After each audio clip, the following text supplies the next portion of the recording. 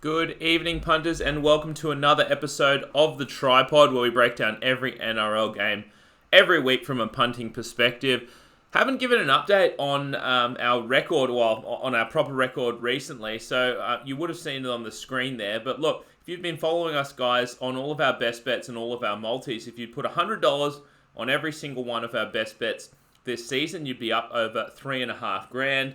If you put $50 on all of our multis that we'd given out, you'd be up nearly $2,000. So certainly a profitable season on the NRL. If you're watching this, please hop in our group. There's US Open going on, ton of sport, NBA playoffs, US Open, the NFL starts up in a week and a half, and we have proceeded to lose 2 US Open multis that we've given out by 1 leg out of 14 legs. So come in and join the fun. Jacob, how you going? Yeah, good, thanks, mate. That's right. Like, we're not saying follow us blindly, chuck 100 or whatever on each of our best bets and chuck on every multi, but it does show that we know what we're talking about. And I think that's why I said a week ago, at least take our opinions and our insights into account when you do your own punting. You know, you should never put your money on something you're not personally comfortable with, because you should never really blame someone else when you lose. You've got to feel good about it, but maybe what we say will make you feel even better about your own opinion, or we're more likely we win more often than we lose. If we disagree with you, we might just steer you off a loser. But it has been an emotional week. You're into the tennis massively, former professional tennis player, of course, and 13 out of 14 winning legs 2 days in a row, including an absolute journey. We went on with the final leg losing on the 5th set tiebreaker on Monday. Yep. And then, you know, emotional for the NBA as well. I know you've got a future on the Celtics. You're riding the Nugs with me, and the Nuggets, if people don't know, won a Game 7. So they just faced 3 straight eliminations. They've come through. Still plenty of work to do. But on top of all that, this is a really good round of footy we've got coming up, round 17 to get into. It's funny, I got a lot of comments because I posted the first US Open multi up, and I said, look, you know, we had a decent Australian Open. We landed a couple of multis. I said, personally, I was 20 grand in profit, but I missed by 1 leg on a bunch of multis that would have been 260 grand profit. And people were like, how is this even possible, 260 grand? Now you fucking know. 2 out of 2. Missed by 1 leg. Jacob, let's start off with the Thursday night game. It is the Broncos hosting the Penrith Panthers. The Broncos are plus 22.5 points. The total sitting at 48.5. Look, the Panthers are going to win this game. The Broncos, you know, it's a bonus. They get back Corey Oates for this one. They get back Payne Haas, so a little bit healthier, but still all the turmoil that's surrounding this Brisbane Broncos team. So it's really tough for me, like we've said in previous pods, to take the Broncos at this time of the season, or just even in the last few weeks. You just do not know what sort of effort you're going to get out of them. Now, from the Panthers side, you get back kick out, you lose Isaiah Yeo. Now, Api Coruscant literally just now has been announced that he's going to be playing in this game. And from a Panthers perspective, I'd probably sit him for this one. You're going to win this game. Probably not worth risking him. But it's not a great spot for this Panthers team, so I don't want to lay the points necessarily. It's a bit of a sandwich spot. You're coming off a pretty tough game against the Tigers, even though you won it fairly convincingly. That was a pretty emotional game. You know, there was a lot of niggle in that one, and now you got to get up for the Eels next week. So don't want to play the Panthers, but at the same time, cannot trust the Broncos, even catching, you know, close to 4 converted tries. And when we reviewed the plays just now, I mean, the line was still minus 21.5, and I'll put it out there that I would have played the Panthers. I think you say bad spot, but I think they're basically bad spot proof. When you've won 11 in a row, and let's talk about last week, beating the Tigers. We went against the Panthers last week. The Tigers are a lot better than the Broncos. Let's start there. They're fighting for top 8, like mathematically, they certainly were last week. They scored first in the game, led 6-0. They played hard all game, and they still lost by 24, which is more than this line. So you can't make this line high enough for me to want anything to do with Brisbane.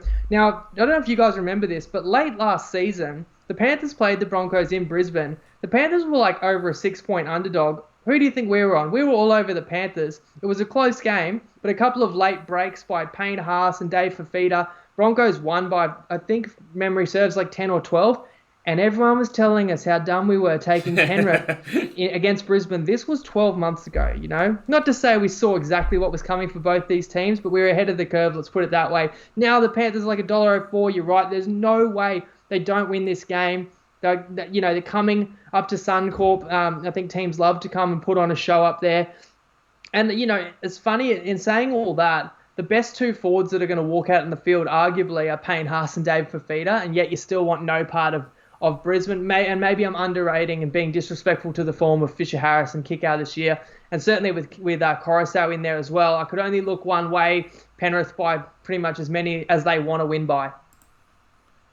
So no best bets on the Thursday night game. Let's move on to Friday. It is the Knights hosting the Sharkies. The Knights are 1.5 point favourites. The total is 42.5 points. And I can guarantee you that a lot of punters out there will not want any part of the Knights this week after an abysmal performance last week. And, you called it, Jacob. Look, the Warriors got up for that game in Tamworth. They were completely up for it. And the Knights were pretty horrific in that one. But like you asked me last week with the Sharkies, do I think, the Sharks are a good team? I think the Knights are a good team, and you want to take a good team off an embarrassing loss, and that's what we have here with the Knights. In terms of the Sharks, look, these two teams side by side, fully healthy, I probably think they're pretty even teams, but the Sharks are missing Shaun Johnson in this one. I think that we're getting the better team at home in, what is a pretty historically strong home field advantage. I think the Knights should be favoured by more than what this line suggests. I like the Knights.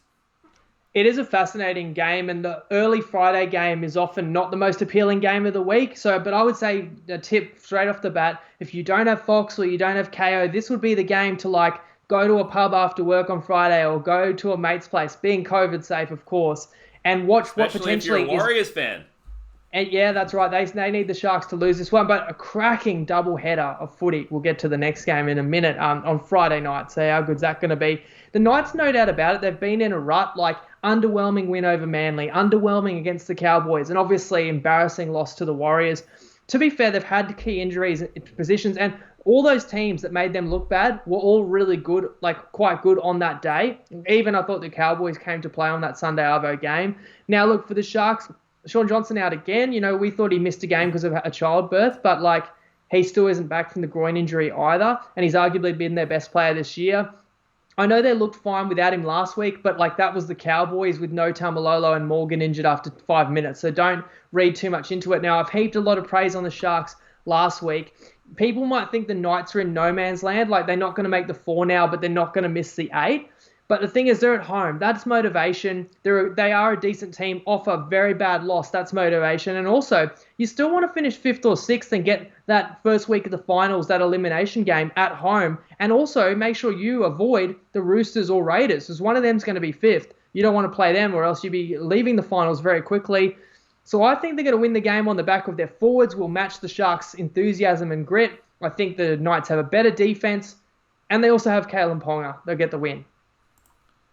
Indeed we do. We've got 3 best bets on the Knights for now. We're taking the Knights to win the game straight up. That's $1.85 on Ladbrokes and on Neds. We're going to take the Knights in a race to 15 market.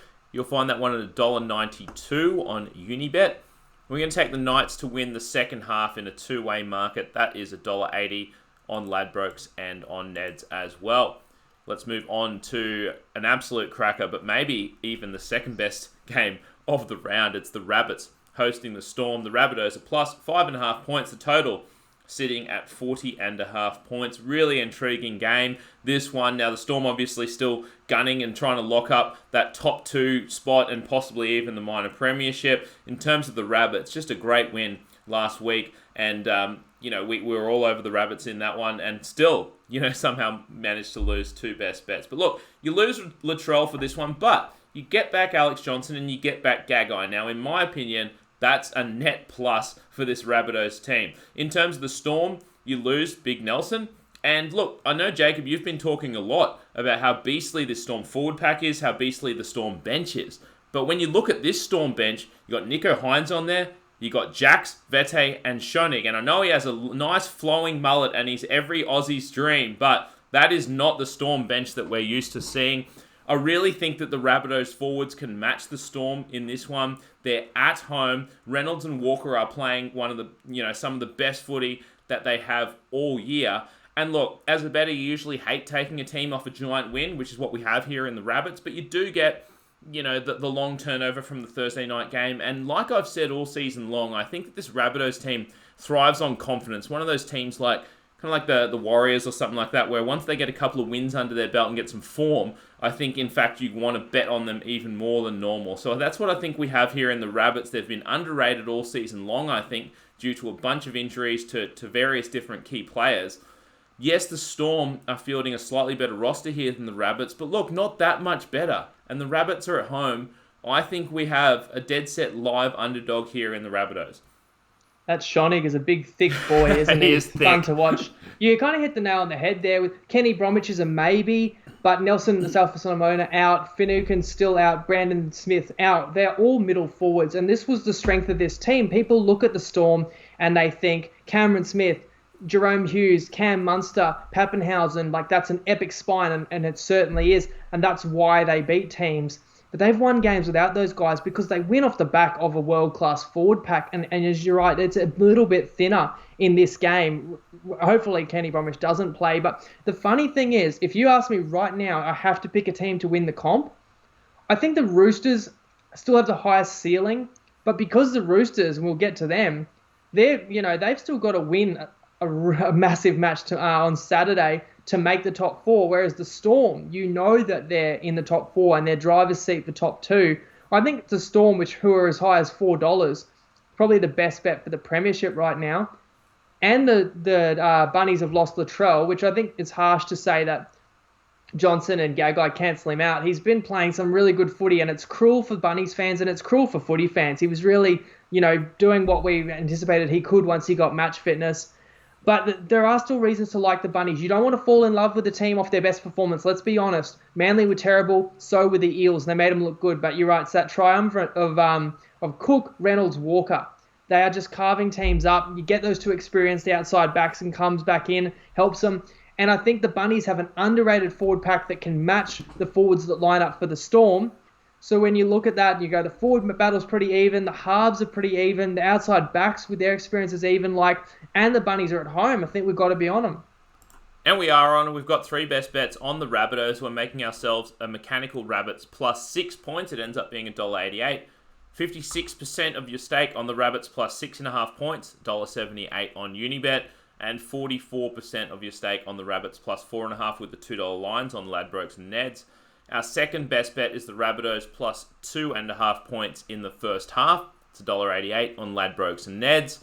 We're also going to take as our third best bet the Storm to not score 3 unanswered tries. That is $1.80 on Bet365. Let's move on to the early Saturday game. The Doggies taking on the Titans. The Bulldogs are plus 1.5 points. The total is 42.5. I guess you could call this not Battle of the Spoon, but, Bulldogs trying to get off the bottom of the ladder there. And this is a tough game to cap, kind of. The Dogs open favourites here. Money has come for the Titans, and the Titans are now into slight favourites, and I can understand it.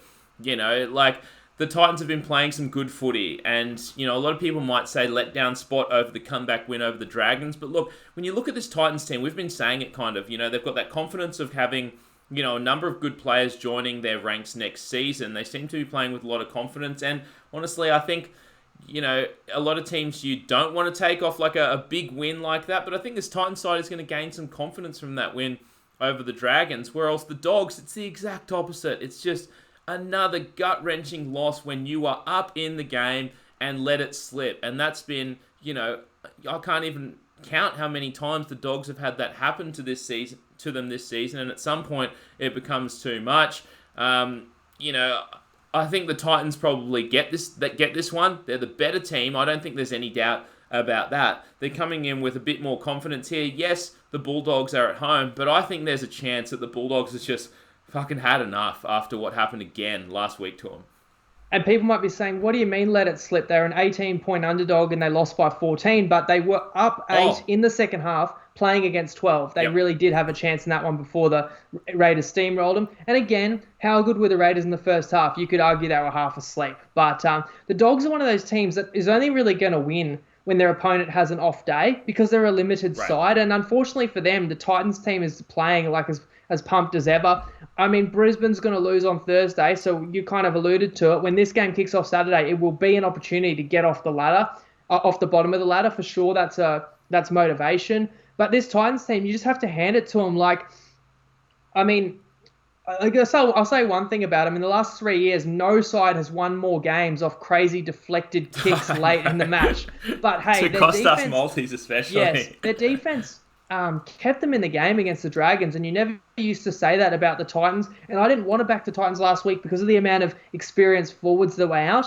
But Peachy massively stood up. This week, Fodawaker is back, and Jai Arrow might be back. And I like playing the Titans tonight with the chance that Jai Arrow is your best player, in my opinion, can join the team as well. So I think they're just a better side across the board, and they're playing with just as much spirit as the Dogs might play with. So let's jump on them.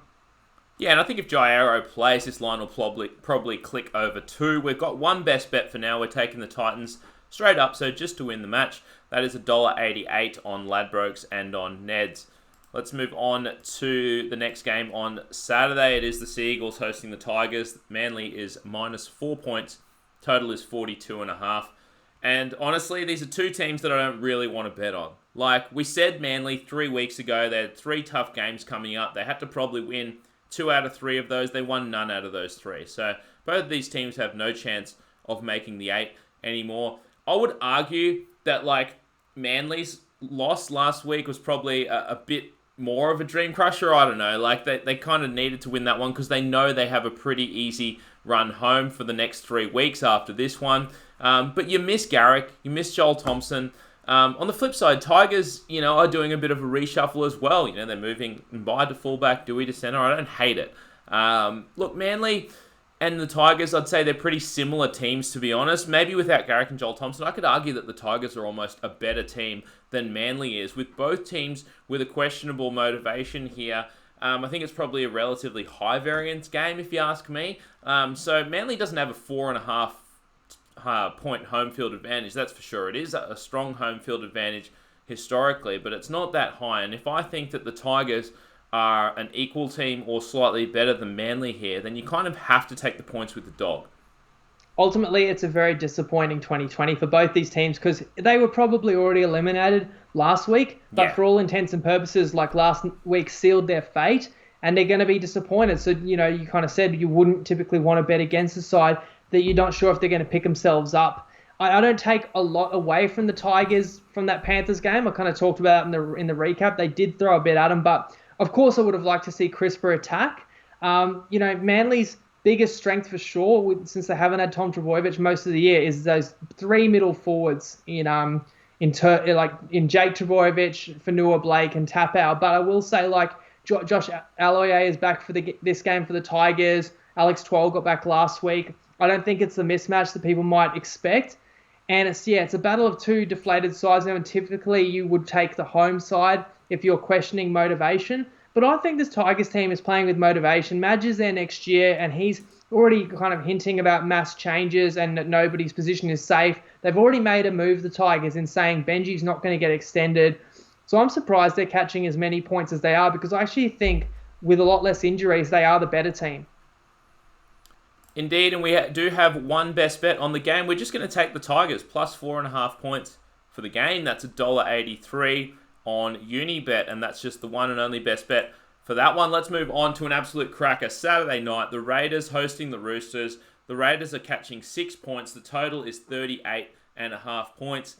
Now, for anyone that's got on our Panthers to win the minor premiership bet at $7, the game of the round is the Rabbitohs Storm game. For everyone else, it's this game. This is going to be an absolute cracker. This is the game of the round, and this will decide, I think, who makes the top 4. So both of these sides are going to be completely up for this one, especially given, everyone knows how hard it is to win the comp from outside the top 4. Now, Roosters get back Keary in a welcome boost. He's coming back from that rib injury, and it's going to be the first time that we get to see Sonny Bill Williams play in quite some time in the NRL coming off the bench. Now, I think a lot of people will overreact to that. I don't think he's going to be slot in there and be great straight away. He might only get 30 odd minutes if he's lucky, I think, in this one. And I don't think Keary's going to be necessarily 100% in this one, and I don't know if you'd argue with me, Jacob, but I think that the Raiders have the better 6 in this game. I think Keary's not going to be full health at this one, and Whiten has been playing absolutely fantastic. Look, this is an easy one for me. I'm catching a team that I don't think is that much worse than the Roosters at home in Canberra in a huge game with a strong home field advantage in Canberra, catching a converted try, I would take the Raiders without a question in this one. Firstly, what you said about game of the round Friday night, you're alluding to the fact that if the Storm lose, it seals the minor premiership for the Panthers. They're going to be 5 points clear at the top by the time that game kicks off. They've won the minor premiership anyway. I know you've personally invested in that. Don't say anything like that. The Panthers that, have won. It was a great pick. Now, Fuck off. Okay, let's make no mistake about this game, Raiders-Roosters. This is the final starting early. Everyone needs to understand pretty much that the winner of this game gets that top 4. You really can't win the comp unless you're in the top 4. I've stated the reasons, multiple times over. Now, the Raiders absolutely can win this game. They've got a hell of a forward pack, and Papali is, close to the most unstoppable forward in the comp right now. Jack Whiten, he is a beast. And then outside, Nick Kotrick and Nickel Clockstad.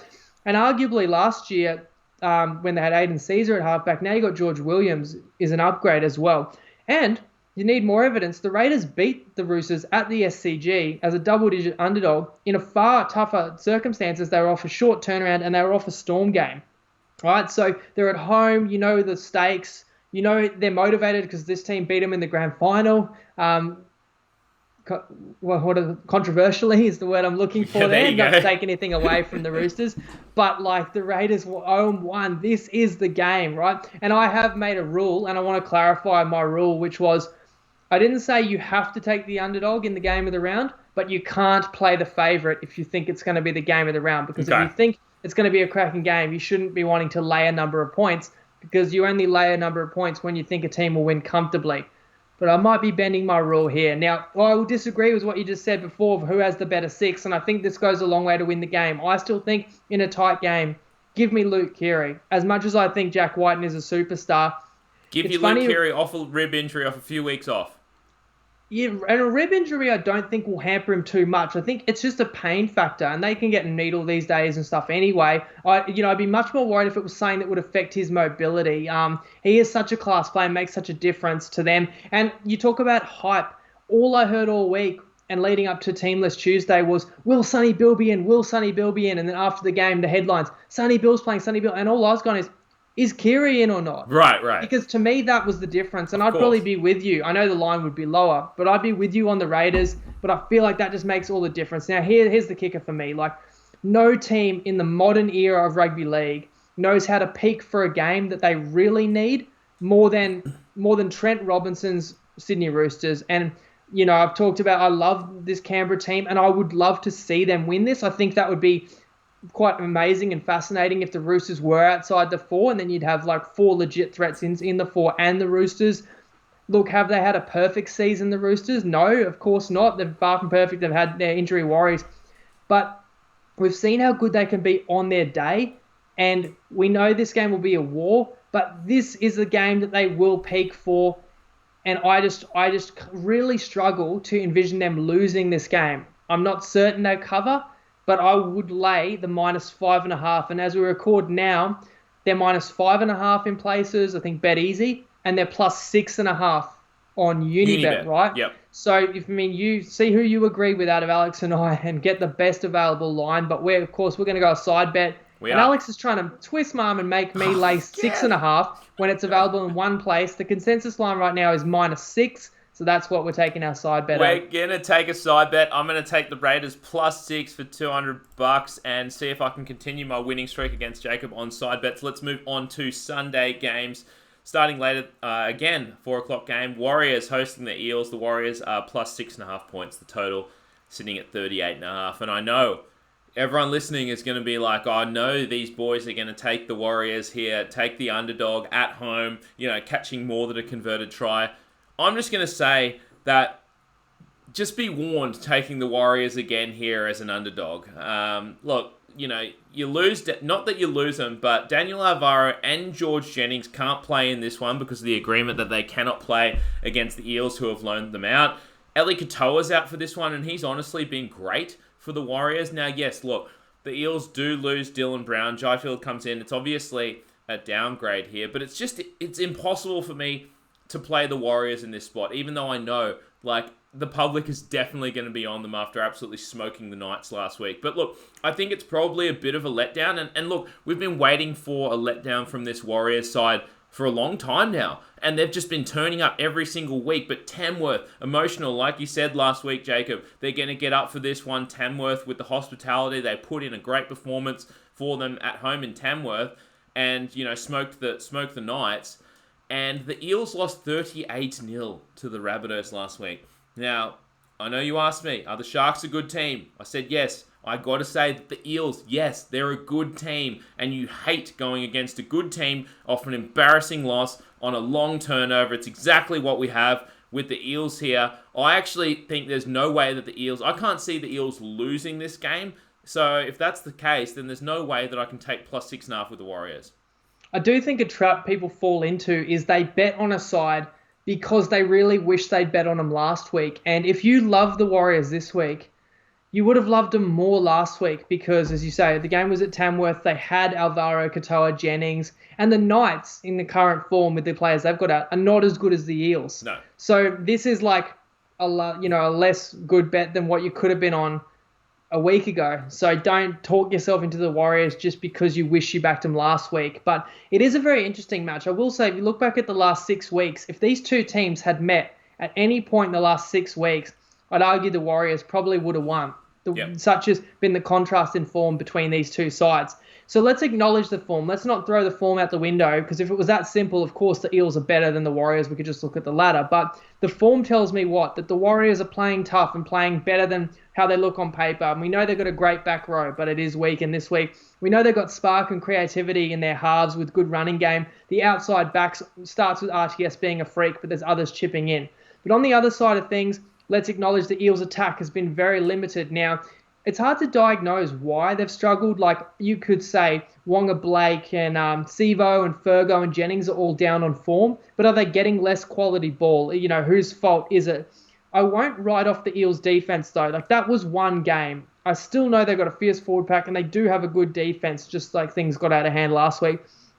And there still is a lot at stake for the Eels. People might not kind of be thinking of this factor, but they've slipped to third now, but it's still very much in the balance whether they finish second or third. And that's the difference between playing the Storm at Suncorp or Bank West, which is huge. And even if you don't think they can catch the Storm, if they lose this, then where does it stop? Like, all of a sudden, they're not certain to make the 4, and they're throwing away the best start to a season I think they've had in 25 or 30 years. So I'm sorry to do this, because I hate to always tip against the Warriors, but I do think the Eels win. I'm surprised this line is above 6, because it does feel like the Warriors are such a public side. So we like the Eels, but this is a very high line. At the moment, it's too high to play. Yeah, I think it's too high to play the Eels at over a converted try, but at the same time, like you said, Jacob, you don't feel confident at all taking the Warriors catching the 6.5. So we're leaving the game. But a heads up, if you do love the Warriors, I do think plus 8.5 on Bet Easy, and I'm not saying that's the best bet. We've kind of made the case why it's not as good as you think. $1.91 for plus 8.5 on Bet Easy, and you might be able to get plus 4.5, like in the halves. Like, I don't think the line will get any higher than that, put it that way. So if you like the Warriors, you'd be jumping on that. Yeah, absolutely. Let's move on to the last game of the round. It's the Cowboys plus 3.5 points hosting the Dragons. The total is 41.5 points. I think there's no way you can play the Dragons in this one. They've probably got a slightly better roster here, but if it wasn't already a dream, like if the season wasn't over already for the Dragons, it's over now. Like, you gave up a late lead against the Titans and you lost, and now you're definitely out of the finals hunt. So that's the dream crusher if there was any for this Dragons team, and now you have to travel all the way up to Townsville to play against the Cowboys. So I hate the spot for this Dragons side, but the Cowboys team is pretty putrid as well. I mean, you lose last week. Morgan gets injured very early on, so not that I'm going to give them a pass for that game. Not saying they could have competed, much better and made it a super close game, but obviously that comes into it, losing Morgan within the first 10-15 minutes. You do have to have a little bit of a reshuffle. You get Fido back onto the wing, Val Holmes back to fullback, which I don't mind necessarily. And the spot thing, when I was saying that it's a bad spot for the Dragons, I think it's a pretty good spot for this Cowboys side to put in one last really good effort, because you look at their run home, there's 4 games left in the season. They've got this game and one more game at home. That final game at home is against the Panthers. They probably know they're not going to win that one. So this is the home run shot to get one last win in front of your home fans. And that's the thing with teams that are sitting towards the bottom of the ladder. You always kind of need to guess about the motivation and whether they're going to get up for a game. I think that I have no question that the Cowboys are going to get up for this one. We also have a lot of question marks over whether the Dragons will get up for this one. I agree with that. This game reminds me a lot of Manly versus the Tigers, because pretty much last week summed up their season. For the Cowboys, it was injuries and it was a disappointing loss. And for the Dragons, it was throwing away a win. And look, you can look at the lineups of these two teams and you can think about the matchups, but you know the result will probably just come down to who plays with a better attitude and who plays with more desire. And that's where the fact that the Cowboys playing in their new stadium at home, as you say, a last winnable game, that might mean something. Now, I've got a lot of faith in Clifford and Drinkwater to have good first grade careers, but they are still quite young. Their decision making's been very questionable at times. You got Valentine Holmes, who's only been back a week in a very disrupted year where he returned to footy, and then Cotter at 9. So that's a very inexperienced spine. I'm not 100% confident that they're going to execute the opportunities that they get in this game. But you look at the Dragons on the other hand. You got Dufty, who's been one of the form fullbacks in the comp. You've got Lomax, who's been class on the outside. You got Norman and Hunt, both played Origin last year. Clune, very capable 7. McInnes is Origin level, I reckon, and he's their best player, and he's in the middle of the field. But the fact is, they had 50 tackles inside the 20 against the Titans. They couldn't break them down. So how can we be sure they can do any better this week? And how do we know they're even any more motivated? Last week was at home, and their season was still, theoretically alive. So if I don't know for sure that they're going to be playing hard, and even if they do, I'm not sure they can get it done, give me the Cows and the points. And we are taking the Cows. We've got a couple of best bets on them. We are making ourselves a mechanical Cowboys plus 4.5 points. It ends up being $1.81. 95% of your stake on the Cowboys plus 4. That's $1.91 on BetEasy.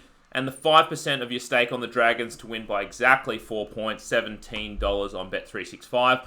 We're also going to take the Cowboys winning at halftime or full-time. That is $1.95 on BetEasy. Get on that one quick. I can guarantee that about 20 seconds after I say this will probably be gone from BetEasy. But look, guys, thank you once again for tuning into our Round 17 preview. It has been an absolute cracker of a year so far for us. So we'd be really proud, I think, Jacob, you could say, we'd be really proud if we can stay above 60% for our best bets for the year. That would be some sort of accomplishment. But look, if you like sport, if you like punting, you're obviously listening to this as well. But get in the Tripod app, download it, it's free. Get in the Tripod Punters Tips Forum Facebook group. A lot of good banter in there, a lot of good sport on at the moment. And good luck in your punting, guys, this week. And we'll catch you Sunday night to recap Round 17. Lego.